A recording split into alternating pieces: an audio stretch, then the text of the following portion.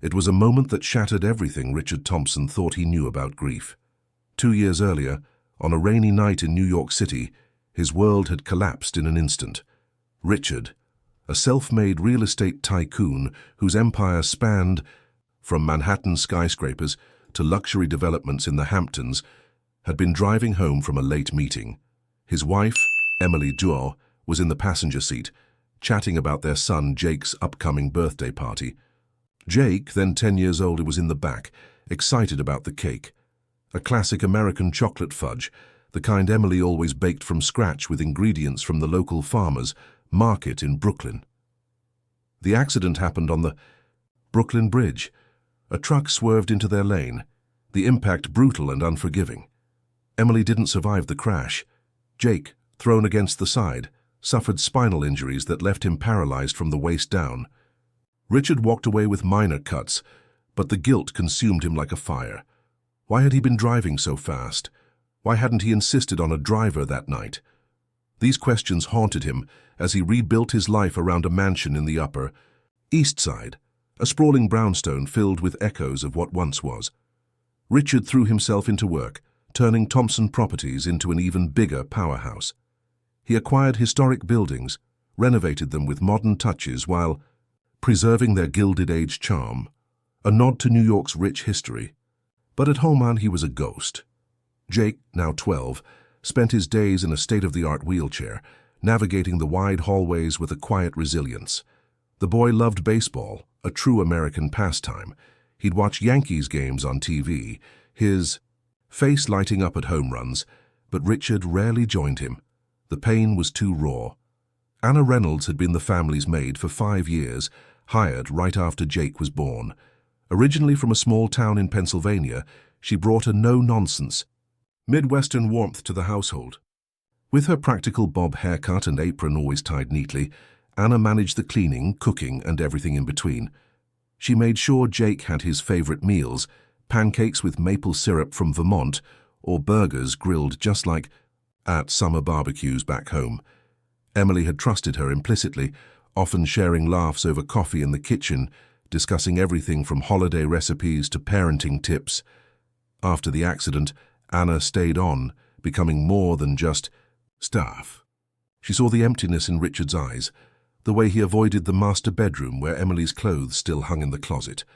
Jake's room was her domain now. She'd read him stories, help with homework, and even wheel him out to Central Park for fresh air, pointing out the horse-drawn carriages that tourists loved, a staple of New York life. Her face, often set in a determined smile, hid her own sorrows. A divorced mother who sent money back to her daughter in Pittsburgh. One evening, as the sun set over the city skyline, Richard returned from a board meeting. His tie was loose, his face etched with exhaustion. He heard laughter from the living room, a sound so foreign in that house of mourning. Peeking in, he saw Jake giggling, his small hands clapping.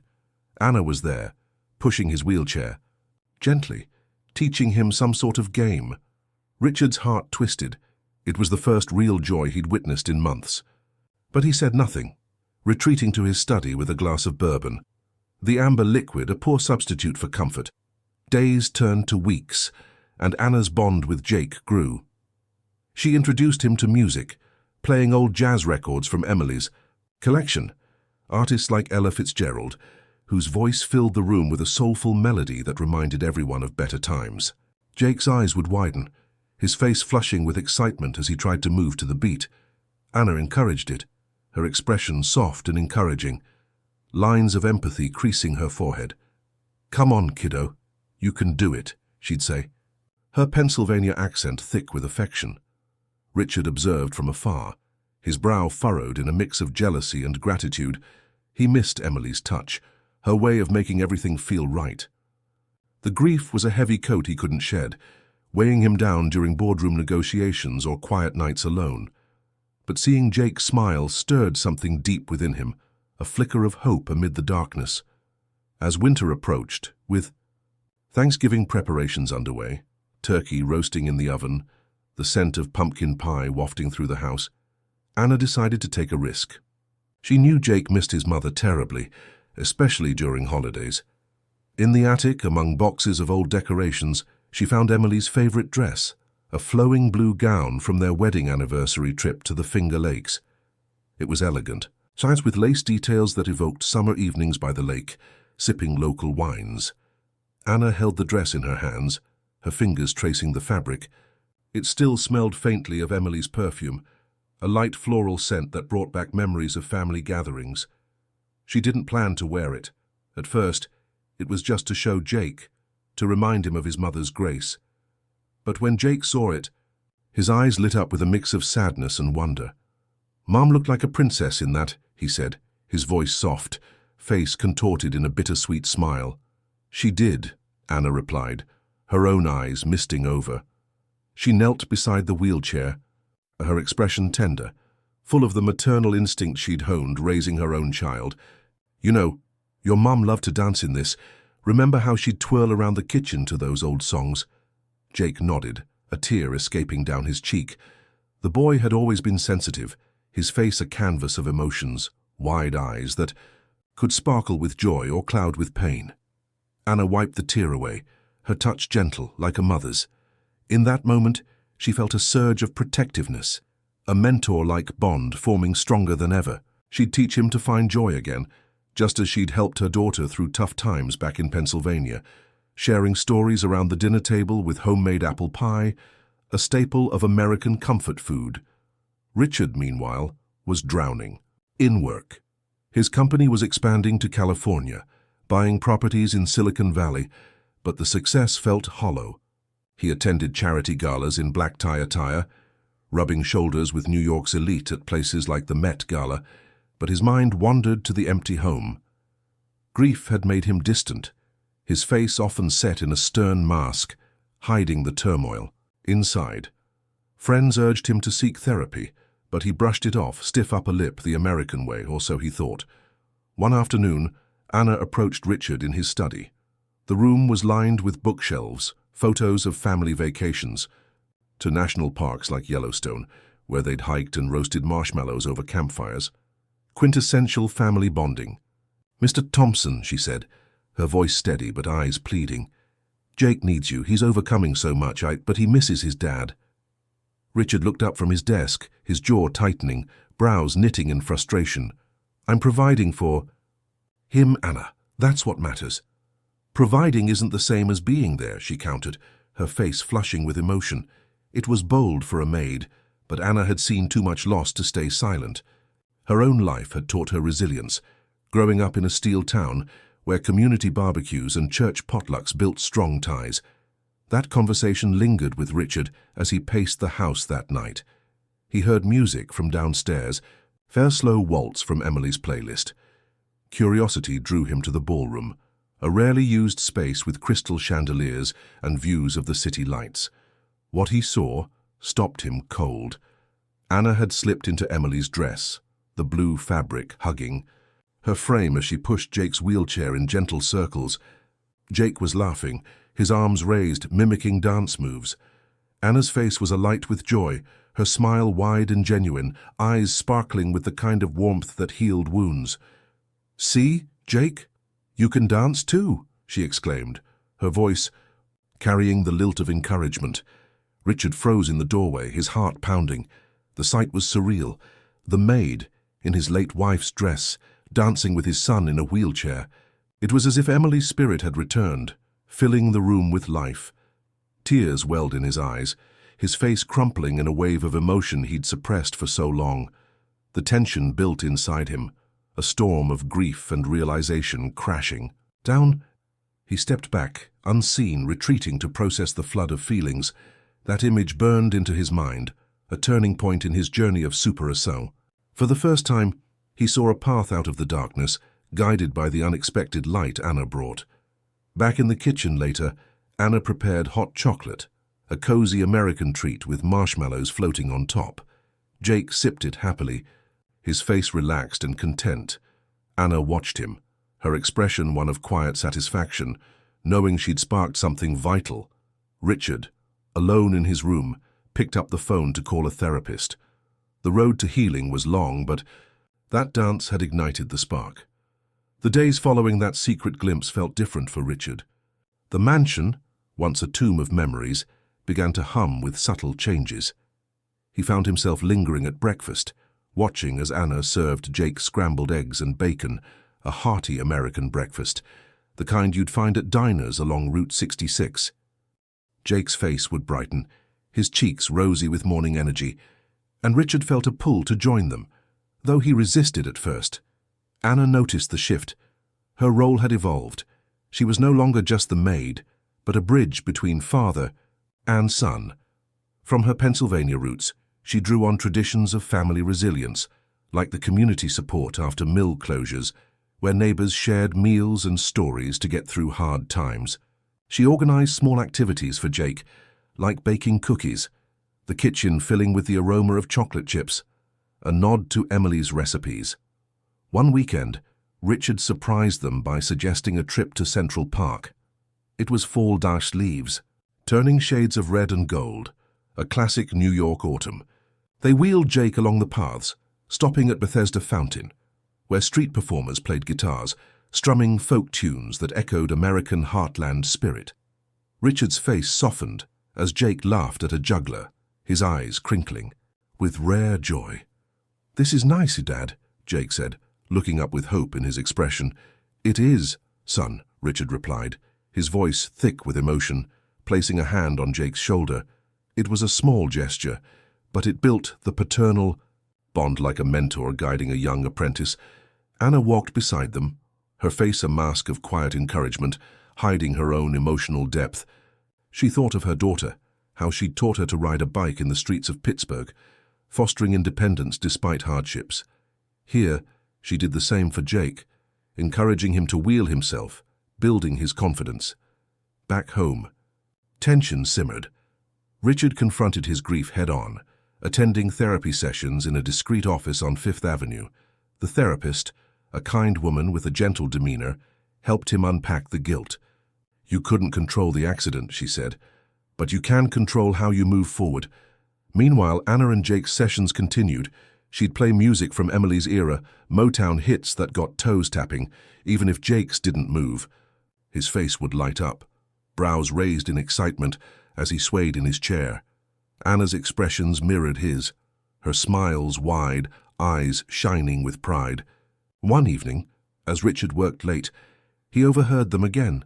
This time, Anna was telling Jake stories about his mother. Emily loved the 4th of July fireworks over the Hudson, she'd say, her voice warm. Jake listened intently, his face a mix of longing and comfort. The middle of the story built tension when Richard discovered Anna had been using Emily's things more often. He found a scarf in the laundry, Emily's favorite, and anger flared. His face reddened, jaw clenched. "What are you doing with her belongings?" he demanded, confronting Anna in the hallway. Anna's eyes widened in surprise, then softened with understanding. "I'm sorry, Mr. Thompson." Jake asked to see them. "It helps him remember without hurting so much." Richard's anger melted into sorrow, tears streaming down his face, contorted in pain. It was an intense emotional moment, the grief surfacing like a wave. Anna reached out, her touch steady, face etched with empathy. "It's okay to feel this," she whispered. That night, Richard sat with Jake, sharing stories for the first time. The boy's face glowed with happiness, strengthening their bond. Anna watched from the doorway, her role as mentor solidified, emotions swelling in her chest. As the holidays neared, with Christmas lights twinkling on Park Avenue, Richard felt the weight lifting. Supra-Som was within reach, but the path was fraught with more challenges. The confrontation with Anna marked a pivot in Richard's healing. He began to participate more, joining Jake for movie nights, classic American films like It's a Wonderful Life, which resonated with themes of redemption and family. The living room, with its plush couches and fireplace, became a haven. Jake's laughter filled the air, his face animated, eyes wide with delight as he quoted lines. Anna facilitated these moments, her practical nature shining through. She'd prepare popcorn with butter, just like at county fairs back in Pennsylvania, adding a touch of homey comfort. Her expressions were always supportive, a slight nod or warm smile encouraging Richard to open up. but tension escalated. When Jake had a bad day, his physical therapy sessions were grueling, held at a top clinic in Manhattan, where specialists used cutting-edge techniques inspired by American innovation in medicine. One session left him exhausted and frustrated, his face pale and drawn, brows furrowed in defeat. "I hate this chair," he muttered, tears welling. Richard, witnessing this, felt helpless. His own face mirrored the pain, lips pressed thin. Anna stepped in, wheeling Jake to the garden, a small oasis with views of the city, planted with roses Emily had loved. "Remember, kiddo, strength comes from within," she said, her voice firm yet kind, drawing from her own life's trials. That evening, to lift spirits, Anna suggested a dance lesson. She selected a slow ballad, something from Emily's collection. Jake hesitated, but Anna's encouraging face, eyes bright, smile reassuring, convinced him. She moved his chair rhythmically, teaching him adapted moves. Richard, drawn by the music, approached quietly. He saw Anna reach for Emily's dress again, slipping it on over her clothes for the full effect, as she put it. The fabric swirled as she danced with Jake, his wheelchair gliding smoothly. Jake's face transformed from sorrow to joy, laughing uproariously. Then, Richard stepped into view. The room fell silent. Anna's face flushed with embarrassment, his eyes downcast. Jake looked between them, confusion clouding his features. The millionaire saw the maid dance with his son in a wheelchair, wearing his late wife's dress. The words echoed in Richard's mind as he processed the scene. It wasn't anger this time, but a profound sadness mixed with awe. His eyes filled with tears, face softening into vulnerability. "Why?" he asked, voice breaking. Anna met. His gaze, her expression resolute. Because Jake needed to feel his mother's presence. Dancing was her joy, and he's finding his own way. The moment was intense, emotions raw. Richard collapsed into a chair, sobbing. Great, heaving cries that released years of pent-up grief. Jake wheeled over, placing a hand on his father's. Yao, his face a picture of concern and love. Anna stood there in the dress, a symbol of continuity. In that emotional peak, Richard hugged his son, the paternal bond cementing. "I'm sorry I've been distant," he whispered. "It's okay, Dad. We're overcoming together," Jake replied, his smile tentative but genuine. Anna quietly removed the dress, folding it with care. Her role as mentor had bridged the gap, but she felt the weight of her actions.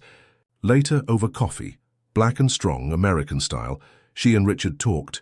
"You've been like family," he said, gratitude in his eyes. The tension eased, paving the way for true super assault. With the emotional dam broken, the household transformed. Richard took time off work, delegating to his team at Thompson Properties.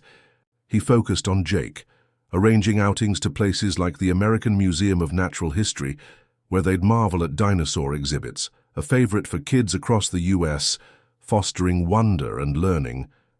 Jake's face would beam with curiosity, and eyes sparkling as he asked questions.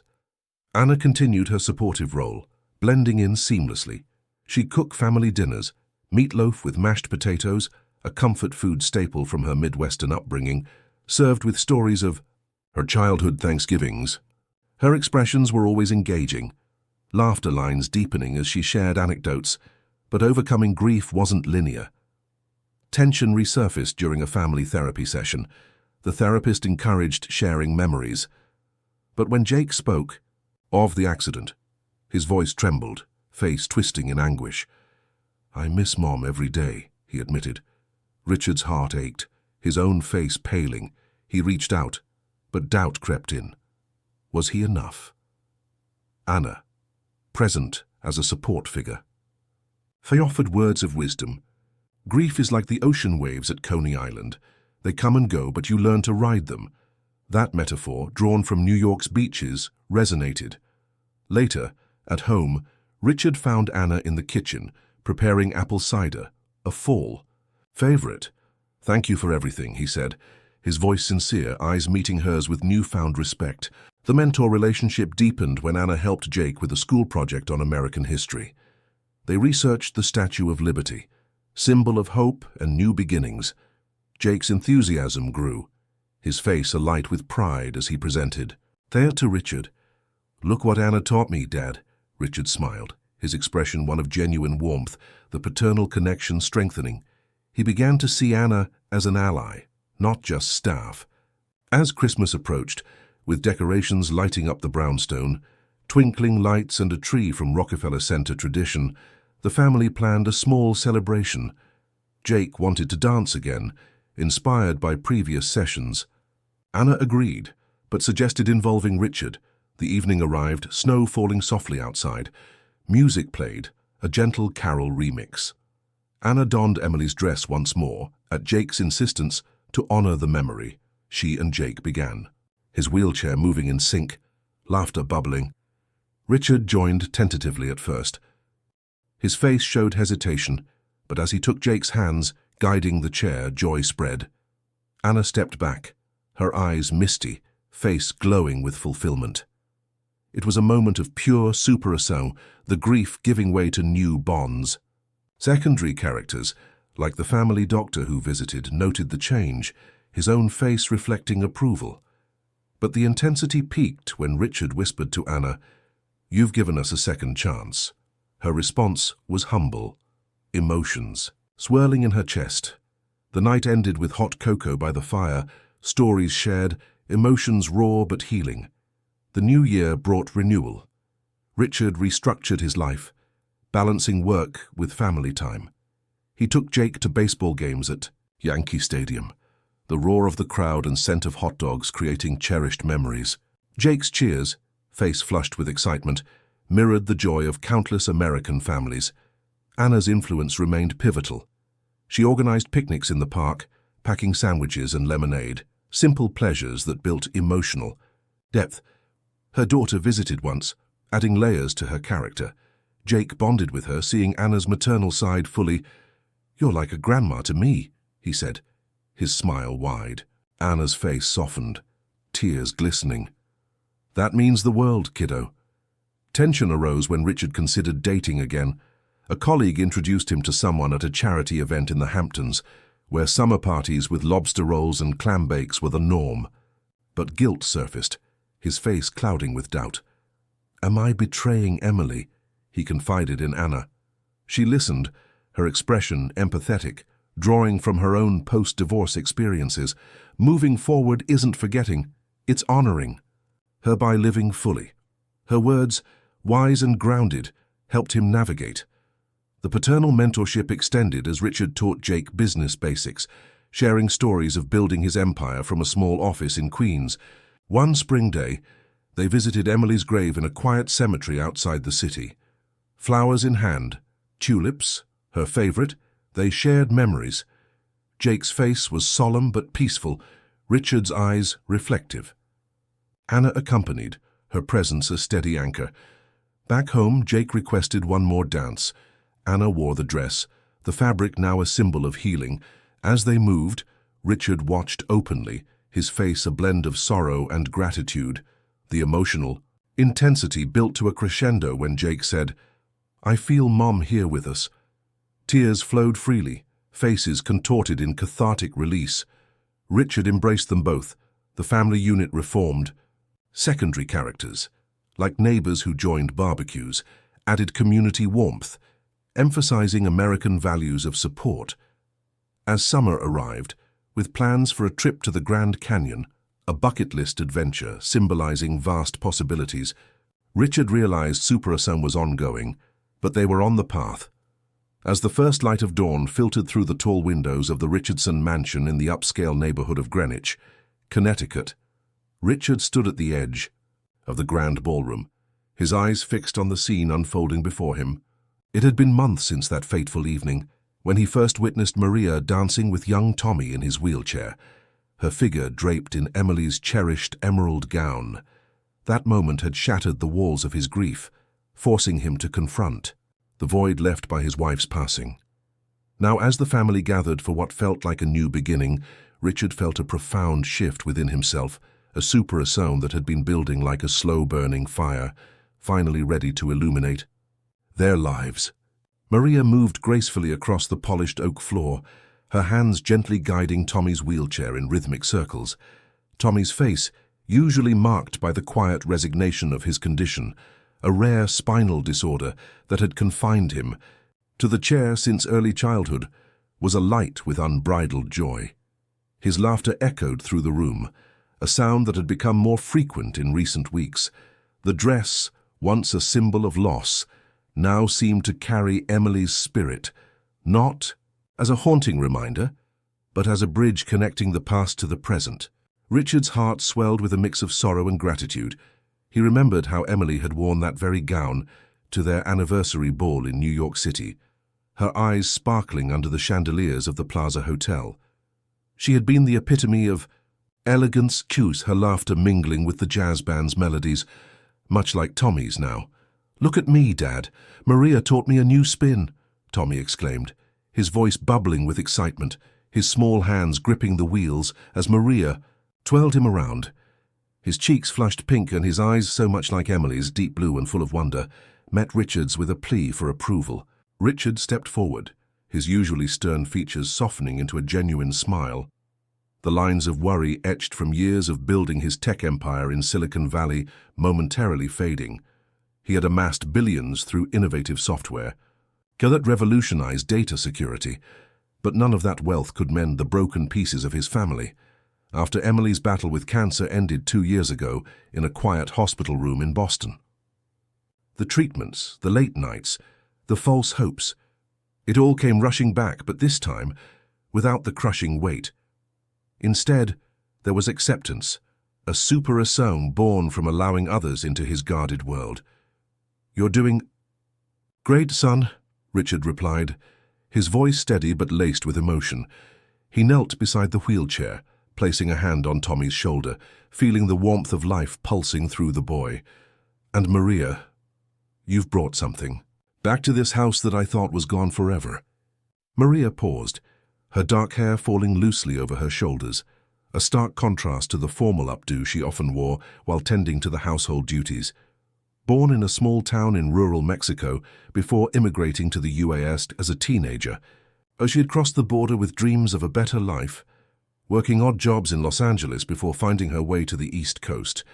Her life had been one of quiet resilience, sending money back to her family in Guadalajara, where her mother still prepared traditional mole poblano for family gatherings. In the Richardsons' home, she had become more than a maid.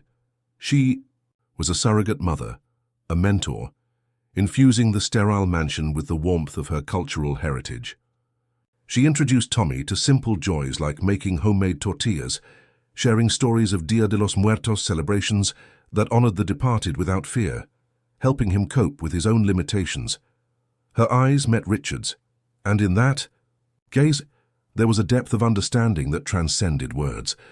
"Mr. Richardson, it's not just me, it's all of us. Tommy's strength, your willingness to open up.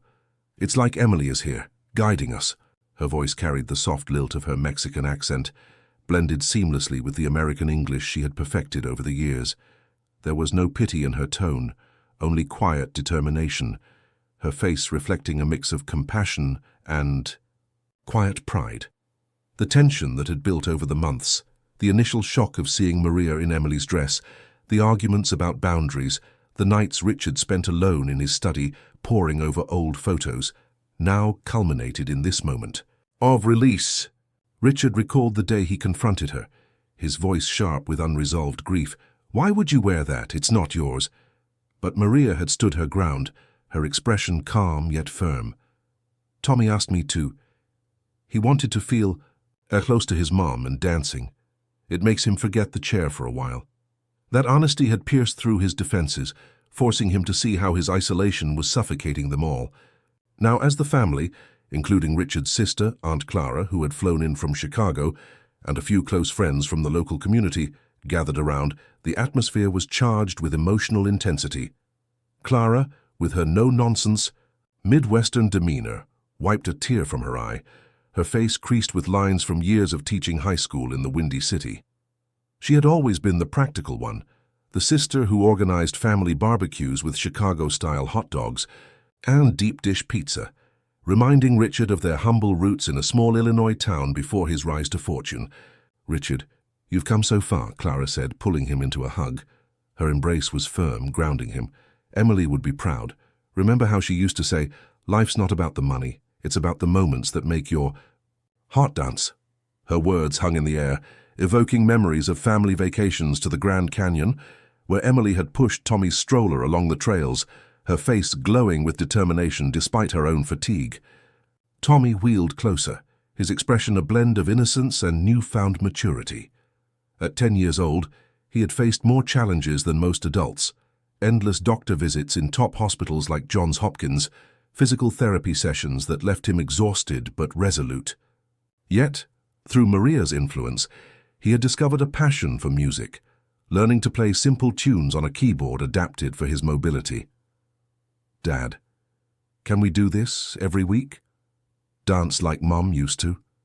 His voice trembled slightly, not from sadness, but from the raw hope of a child reclaiming joy. Richard nodded, his throat tight with unshed tears. "Absolutely, buddy. And Maria, if you'll join us, as part of the family, not just the help."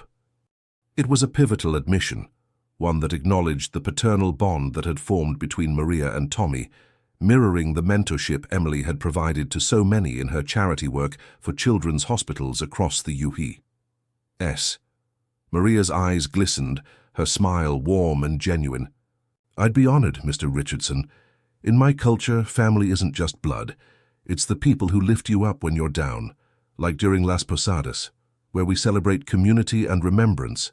She reached out, taking Tommy's hand, and together they resumed their dance, the wheelchair gliding smoothly as if defying gravity, the room filled with soft music from the antique record player, a vinyl of Frank Sinatra's "Fly Me to the Moon," a song Emily had loved, often playing it during quiet evenings in their Manhattan penthouse overlooking Central Park. Friends joined in, forming a circle around the trio, their faces a tapestry of emotions: joy, relief, and a shared sense of overcoming. One guest, an old business associate from Richard's days at Stanford University, clapped along, his usually reserved demeanor cracking into a broad grin. "This is what it's all about, Rich. Not the boardrooms or the deals. This right here." As the dance continued, Richard allowed himself to join, awkwardly at first, his billionaire poise giving way to genuine participation. He took Maria's hand for a moment, spinning her gently, the emerald fabric of the dress swirling like leaves in an autumn breeze. In that touch, there was no romance, but a profound respect, a recognition of her role in their healing. Tommy beamed, his laughter infectious, pulling everyone into the moment. Hours passed in what felt like minutes, the gathering evolving into an impromptu feast. Maria prepared a fusion meal, blending her Mexican roots with American classics. Enchiladas suizas alongside apple pie, served on the mansion's fine china. Conversations flowed, stories of Emily shared without the sting of fresh grief, tales of her volunteering at soup kitchens in Harlem, her love for Broadway shows like Hamilton, which she had taken Tommy to see just before her diagnosis. By midday, as the sun climbed higher, casting golden rays across the Connecticut landscape, with its rolling hills and historic estates reminiscent of old New England charm, Richard stepped outside onto the veranda. He looked back at the ballroom, where Tommy and Maria were now teaching Clara a simple salsa step, adapted for the wheelchair. The sight filled him with a peace he hadn't known since Emily's passing. Reflecting on the journey, Richard realized this super-song wasn't about erasing the pain, but integrating it into a fuller life. The millionaire who had once seen only loss now saw possibility. Tommy's condition, while permanent, no longer defined their family. Instead, it highlighted their resilience. Maria, the unassuming maid from Guadalajara, had become the catalyst, her quiet strength reminding them of the human connections that transcend wealth and status. In the quiet of the afternoon, Richard whispered to himself, echoing Emily's favorite phrase, "Grief is love with no place to go until you let it dance." It was a fitting end to their story of luto and super-assault, a testament to how one unexpected moment, a maid dancing with a boy in his mother's dress, could redefine everything. As evening approached, the family sat together on the porch, watching the sunset over Long Island Sound. Tommy leaned against Maria, his eyes heavy with contentment. "Thanks for everything, Maria. You're like the mom I miss, but different." His words were simple, yet profound, drawing tears from everyone. Richard raised a glass of non-alcoholic cider, a nod to Emily's preference during her illness, and toasted to new beginnings, to honoring the past, and to the dances that heal us. The clink of glasses resonated like a promise, sealing their bond. In the days that followed, the Richardson home transformed. Weekly dance nights became a tradition, drawing neighbors from Greenwich who brought potluck dishes ranging from New England clam chowder to Italian cannoli, fostering a sense of community. Tommy's confidence grew. He even started a small blog about adaptive activities for kids with disabilities, inspired by Maria's encouragement. Richard, stepping back from his CEO duties, focused on philanthropy, establishing a foundation in Emily's name to support families dealing with pediatric illnesses, partnering with organizations like the Make-A-Wish Foundation.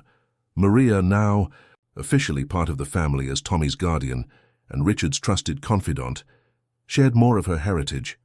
She taught them about Cinco de Mayo celebrations, not the commercialized version, but the true historical significance, complete with homemade piñatas and stories of Mexican independence. In return, Richard helped her bring her family from Mexico for visits, reuniting them in the mansion's guest wing. One particularly emotional evening, as they gathered for another dance, Tommy wheeled up to Richard with a drawing, a crude but heartfelt sketch of the four of them. Richard, Tommy, Maria, and the ethereal figure of Emily watching over. "This is us now, Dad. We're okay." Tommy's face showed a maturity beyond his years, his eyes reflecting the super-assume they had all achieved. Richard hugged him tightly, feeling the weight of grief lift further. The journey from that shocking sight to this harmonious present had been arduous, filled with tension, tears, and triumphs. But in the end, it was worth every step. And so, the millionaire who once mourned in silence found joy in the unexpected. A dance that bridged loss and life, proving that super-assume comes not from forgetting, but from embracing the love that remains.